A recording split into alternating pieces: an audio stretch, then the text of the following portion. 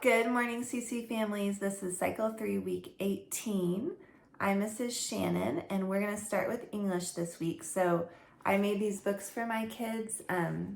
I have 4, 5, and 6-year-olds, so I like to have them have some writing practice. I wrote the definition of predicate here with a horizontal line so they can practice writing the word predicate. So I'm going to have them write the word predicate, help the younger ones, obviously, and then we're going to read through the definition and sing a song to the tune of Take Me Out to the Ball Game. So we started it last week with subject, and we're going to keep going this week with predicate. So I'll start with subject, just to review last week, and then I'll continue with this week. So it starts like this. Sentence part, subject. The subject is that part of a sentence about which something is being said. Sentence parts, predicate. The predicate is that part of a sentence that says something about the subject. So we'll sing that a few times, and then if you want, I thought this would be fun too, since it's to the tune of Take Me Out to the Ball Game. You could bring a little ball and have them stand up and just toss the ball around as we sing this song a few times too. So that is English this week. Oh, also, I give them a sticker each week to put on the front of their book. I have their books decorated with their names on them. This one obviously isn't, but and then I give them a sticker each week to put on it. And then by the end, they will have 24 or more stickers. So it's just kind of fun. And they can take the book home at the end of the year. I keep it each week, but they'll take it home at the end. So that is English. For timeline this week, I have these cards I got from the bookstore, Classical Conversations bookstore. I found these letters at the dollar store. I put the first letter of each event on each card, just because I have younger kids, 4, 5, and 6-year-olds, so it makes it easier for them to identify the events. So this week I'm going to do something different. I'm going to set the chairs up in musical chair style. So 3 in a row and then 3 back to back to those. And I'm going to put this little rock under one of the chairs. I'm going to tape it under one of the chairs before class starts, so nobody sees which chair I taped it under. And I'm going to tape each of these timeline cards to the back of the chairs. And depending on how many kids I have, I might put 7 chairs and 1 card on each chair. Actually, I'll probably do that because I have 7 cards, so that's what I'll do. So then I'll have the kids each pick a chair to sit in. And if I don't have 7 kids, because sometimes I have that many in my class, sometimes I don't, we'll just have an empty chair and one of the parents can play, or one of the siblings, or we could just have an empty chair. It's fine.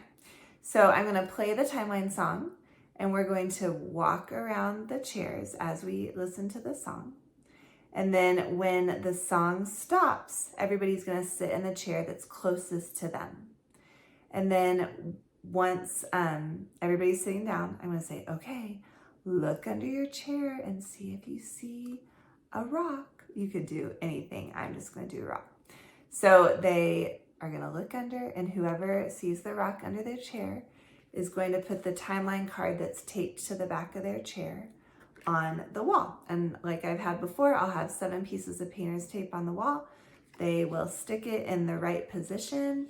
And I like to have them practice like, oh, let's see, you have the Compromise of 1850. That is the 4th card. So what's the 4th spot on the wall? And they'll put it on the wall.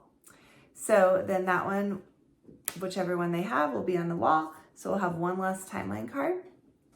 And we'll all go back, and I'll have that kid, I'll have everybody else close their eyes or look away or go outside the room if they don't have the self-control to not look.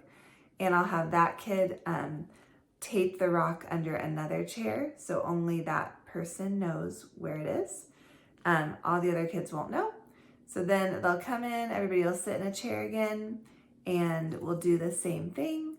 And I'll just kind of, monitor it, I'll play the song, but I'll make sure a different kid is sitting in the chair with the rock before I tell them to kind of stop. And then, so a different kid will have a chance to put their timeline card on the wall and then hide the rock under another chair. So I'm just gonna try that, and just to do something different. I think they'll enjoy it. So that is timeline. Once all the cards are on the wall, then I'll have the kids come stand under a timeline card and we'll go over the motions together. So this week, we're starting with Cherokee Trail of Tears. So it goes like this, from our mouth to our ear, Cherokee Trail of Tears. And then U.S. Westward Expansion, we do kind of a W across. And then Marx, we're gonna punch out. Marx publishes the Communist Manifesto. We're gonna act like we're writing. And then the Compromise, we're gonna bring our fingers down, of 1850, and the Dred Scott Decision, we're gonna act like we're bound like a slave. And then U.S. restores, so I'm gonna do this for U.S., restores trade, so trade like that with Japan. And then British, so I'm gonna shape my hands. Queen Victoria, so make a V, rules over India. I'm gonna do like little hooks and go like that over India. And then Darwin, you can make a D like that. Darwin publishes, and then so you're gonna kind of go like that with your hand, and like we did at the beginning of the timeline song, but kind of go around. Darwin publishes the Origin of Species. So I'll do it one more time to kind of the tune. Okay. Cherokee Trail of Tears, U.S. Westward Expansion, Marx publishes the Communist Manifesto, the Compromise of 1850, and the Dred Scott Decision. U.S. restores trade with Japan. British Queen Victoria rules over India. Darwin publishes the Origin of Species. So that is timeline this week. For geography this week, we are going to do the rivers in the West. So I have these trivium tables that I'm going to prep beforehand just because I have younger kids, 4, 5, 6-year-olds. So I'm going to highlight the different rivers. So we've got the Colorado River in blue over here. And we've got the Red River in pink, and we've got the Rio Grande River in orange, and we've got the Columbia River in green, and we've got the Great Salt Lake in purple. So I'm going to highlight these just so they can see. If you have a little bit older kids, you could probably just have them trace them. And I'm going to give them these little fish I found just on Amazon. They have lots of little fish and little crabs and sea creatures, so I just figured we could use them for several different weeks. And they're gonna have their fishies just swim along the rivers. You could also just use goldfish if you don't want to, buy a little toy. But I like to, find things like this sometimes just to let them take them home, and their little prize, and they're fun. So we're gonna swim over each river as we talk about them. And then we're going to continue singing our same song to the tune of Row, Row, Row Your Boat. So it goes like this. Let me get so we're gonna start with Rivers East, just to review. I'm gonna start the song with that, and then I'll point to the Rivers West. So Rivers East, it starts like this. Rivers, rivers, rivers east, St. Lawrence River, Ohio River, Mississippi River, Missouri River, Arkansas River. These are some rivers in the east. And then this week it'll go rivers, rivers, rivers west, Colorado River, Red River, Rio Grande River, Columbia River, and the Great Salt Lake. These are some rivers in the West. Okay, I'll sing it one more time just because, and I won't show it just so I can sing it a little bit better. Okay. Rivers, rivers, rivers, West Colorado River, Red River, Rio Grande River, Columbia River, and the Great Salt Lake. These are some rivers in the West. Okay, so that is geography. I'm also going to play a little game with them where I will say, okay, we're going to choose a river, and I want to see if you can tell me the name of it faster than I can. So first we've got our fish swimming along this river. What is it called? What is that called? Red River, yes. So I'm gonna try to just play like, okay, now he's swimming along this river. Who remembers what this one's called? Let's see, I'm thinking. Can anybody beat me? I'm thinking, Rio, is it Rio? And see if they can, Rio Grande, yay. Okay, let's try. What was this lake called? Oh, what was this lake called? Can anybody think of it sooner than I can? What was this? Great Salt Lake, that's right. So just kind of a fun way to change it up and see if they can remember the rivers we talked about. So that is geography. For math this week, we are doing area of a triangle, and I have this printable from Kimberly. I'll put this on my board. I'll link below where I find her stuff. Love her stuff. I'm going to make a really big triangle on the floor with painter's tape, and then I'm going to let the kids each choose an action card. So like penguin waddle or jumping jacks or cross kicks, and we're gonna alternate with each kid's action and do that action around the triangle as we sing the geometry song. So the geometry song goes like this, and it starts a couple weeks back. So geometry, geometry, let's learn some geometry. The area of a rectangle equals length times width. The area of a square equals length of the side squared, S squared. Area of a triangle equals 1/2 base times height. The area of a circle equals pi times the radius squared. The circumference of a circle equals 2 times pi times the radius.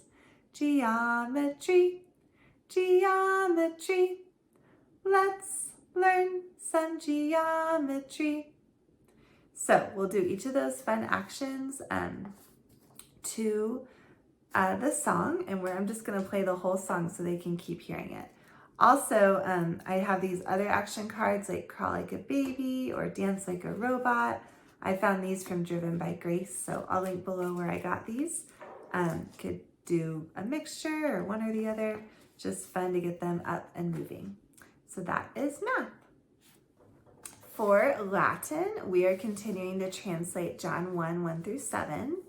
And I have been following this video. Can't remember what it's called off the top of my head, but I'll link below. She's wonderful. She sings through the whole thing and does hand motions. And so this week we are specifically doing John 1:5, I believe. Let me make sure. Yeah. Et lux in tenebris lucet. So, and that means, and the light shineth in the darkness. So what I'm going to do on my board is line up each Latin and English in a different color so they can see which Latin goes with which English. So et will be green, and will be green. Lux will be orange, light will be orange. In will be red, in will be red. Lucet will be pink, and shineth will be pink, and tenebris will be purple, and darkness will be purple. So I am going to start at the beginning with the song because it's easier for me to kind of start at the beginning and get the tune. I believe the tune is to Father Abraham. So I'm going to start with week 12, and bear with me because I'm learning it. I'm getting better, but I don't have it polished perfectly. I would encourage you to watch the video that I link because she's awesome and a lot better. So, but I will do the whole song and then I'll just do our verse 2 at the end, but it's easier for me to start at the beginning. Also, our group is going to perform this to the parents at our end of the year ceremony. And so I'm working with the kids each week to kind of really get the words down and the hand motions. So here we go. In principio erat verbum, in the beginning was the word. Et verbum erat apud Deum, and the word was with God. Et Deus erat verbum, and the word was God. Hoc erat in principio apud Deum, this was with God in the beginning. Omnia per ipsum facta sunt, all things were made through him. Et sine ipso factum est nihil, and without him nothing was made. Quod factum est, that was made. In ipso vita erat, in him was life. Et vita erat lux hominum, and the light was the light of men. Et lux in tenebris lucet, and the light shineth in the darkness. So again, our verse for just this week is Et lux in tenebris lucet, and the light shineth in the darkness. So again, I'm just working with them on singing it, the hand motions. We're not going to do silly words or anything because I just want them to really focus on how to sing it with the hand motions so we can all do it together at the end of the year. So that is Latin. For history this week, we are talking about Pearl Harbor. So I found these little toy planes on Amazon for pretty cheap. So I got them, and I'm going to give each kid one. And first we're going to listen to the history song from Classical Conversations, and we're going to fly our planes around the table as we listen. So it goes like this. And first we're going to do it really secretly because the Japanese came in secret. The Americans didn't know. So, on December 7th, 1941, the Japanese bombed Pearl Harbor, Hawaii, causing the United States to join the Allies in World War II. So, first time we'll listen to it, and I'm going to play it because we can play the Classical Conversation songs in class. So I'm going to play it and have them do it really secretly, and then I'll have them do it a couple more times, and each time we'll fly a little faster and sing it a little bit louder together until they bomb the Americans. So that's what we will do first, and then I'm going to do silly words. So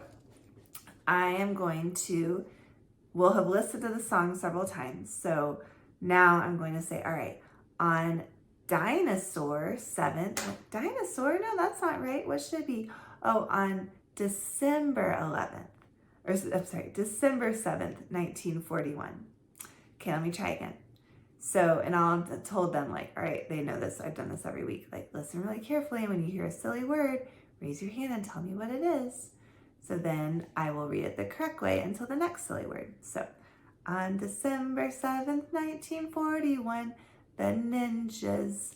Ninjas? No, what should it be? Oh, the Japanese. Okay, try again.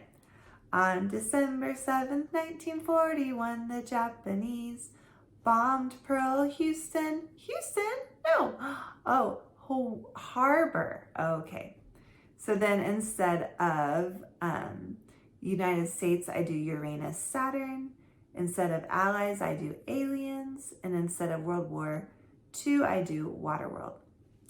So that is, and I like doing that because I'm going to go back and sing it or read it the correct way each time until the next silly word, so they hear it the correct way a lot. And then they can take their little airplanes home. And also I have this printable from Kimberly. I love her stuff. I'll link below. I'm going to put this on my board, and I'm going to send this coloring page from Etsy home with the kids, or if we have some time at the end during review, they can color this. I love these. I'll link below where I found these on Etsy too. So that is history this week. For science this week, we are doing the third 4 elements in the periodic table. So we've got, I made these for my students just to see, we've got fluorine, and we've got neon, and we've got sodium, and we've got magnesium. So I have a periodic table laminated for each kid. You can use this printable from Kimberly, or there's one in week 18 of the Sandbox E-Zine, I'm not sure how you say that, in CC Connected. So I like to have them look at their periodic table and identify each element and circle it when they can find it. So I'll say, okay, let's all find fluorine, look for an F, and once they find it, they can circle it. Or let's all find neon, and then they can circle it. Actually, don't use this one because these are already circled for this week, but you can find a periodic table in CC Connected or just anywhere online. So we are singing a song to the tune of I am a C, I am a CH, I'm a Christian. So first I'll sing that for you, and then I'm gonna tell you a little bit about each element. So I will start at week 16 because we start at the beginning, and then I'll end with the ones we do this week. So it goes like this. The first 4 elements in the periodic table by number, element, symbol, and mass. 1 hydrogen, H, 1, 2 helium, He, 4, 3 lithium, Li, 7, 4 beryllium, Be, 9. The second 4 elements we learn. 5 boron, B11, 6 carbon, C12, 7 nitrogen, N14, 8 oxygen, O16. These are the next 4 elements we learn. The third 4 elements. 9 fluorine, F19, 10 neon, Ne20, and then 11 sodium, Na, 23, the last one is 12 magnesium, Mg24. So that is from week 16 through week 18. And just a few facts you can share with your kids about these. So fluorine is the most reactive of all elements. Even water burns when it's exposed to fluorine. The fluorine salt fluoride can be used to prevent cavities in toothpaste. And fluorine is also used in air conditioning and refrigeration. Neon is a colorless gas that does not react with any other substance. It's found in red, orange, brightly lit advertising signs. And sodium is important to all forms of life. Sodium chloride is the salt we eat, and sodium is also present in most streetlights and regular flames, causing bright orange glow. And magnesium burns very easily, brightly, and hotly in air. It is often used in flares, fireworks, and sparklers, and it's the central element in chlorophyll, which makes plants green. Humans need magnesium in small quantities for some enzymes. So I also have this coloring page I'm going to hand out to the kids that they can do when we review, or if you need a snack break or something. Also, as we sing this song, I'm going to give them some silly voices. So I have these silly voice cards, like robot voice or baby voice or mouse voice. I also made these silly voice sticks. Sometimes I use the sticks, sometimes I use the cards. Like on the sticks I have mad, so like you can sing it really mad, or like you're crying, or you can sing it holding your nose. So lots of fun things. It just makes it fun, especially at the end. If we're doing at the end, just to kind of silly it up, we can sing the whole song in a fun way, and it gets them to sing the whole song several times, which is great. So that is science this week. For presentations, I'm going to have the kids recite a poem or nursery rhyme for the class so they can choose what they want. And also for review, I have just been lately giving them the coloring pages I showed you that I got from Etsy and just playing. I make a playlist of the songs each week, so I'll pick a recent week that we've done and just kind of play through the songs, or we'll play through the songs from this week just to kind of wind them down, let them color their coloring sheets, have a little lunch or snack if they're hungry. Since I have really young kids, they're just really done by the end. They're really tired. And so I just found it works better to just kind of do something that winds them down. Also, you could have them play with Play-Doh. That's fun and kind of a winding down thing too.